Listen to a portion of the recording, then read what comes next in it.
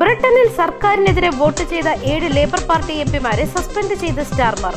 2 വോട്ടുകളിൽ കൂടുതലുള്ളവർക്ക് ആനുകൂല്യങ്ങൾ ലഭിക്കില്ല എന്ന നിലവിലുള്ള ബില്ലിൽ തുടരുവാനുള്ള പാർട്ടി വിപ്പ് ലംഘിച്ചതിനാണ് സസ്പെൻഷൻ.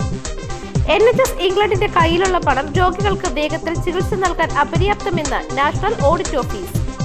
ജൂലൈ 21 ഭൂമിയിലെ ഏറ്റവും ചൂട് കൂടിയ ദിനം. 84 വർഷത്തിനിടയിലെ റെക്കോർഡ് തലത്തിൽ.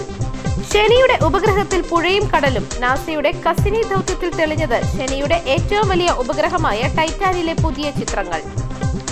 കേന്ദ്ര ബജറ്റിലെ വിവേചനപരമായ നിലപാട്. സർക്കാരിനെതിരെ പ്രതിഷേധവുമായി പ്രതിപക്ഷം. പാർലമെന്റിൽ ബഹളം. SC/ST ഫണ്ട് ഗോസംരക്ഷണത്തിനും ആരാധനാ കേന്ദ്രങ്ങൾക്കുമായി വകമാറ്റി മധ്യപ്രദേശ്. സഖ്യകക്ഷികളെ സുഖിപ്പിക്കാൻ വേണ്ടി മാത്രം കേരളത്തെ പാടെ അവഗണിച്ചു. കേന്ദ്ര ബജറ്റിനെതിരെ KC Venugopal. Hema commission report പുറത്തുവിടരുതെന്ന ആവശ്യം. സിനിമാ നിർമ്മാതാവ് സജിമൻ പറയിൽ ഹൈക്കോടതിയെ സമീപിച്ചു.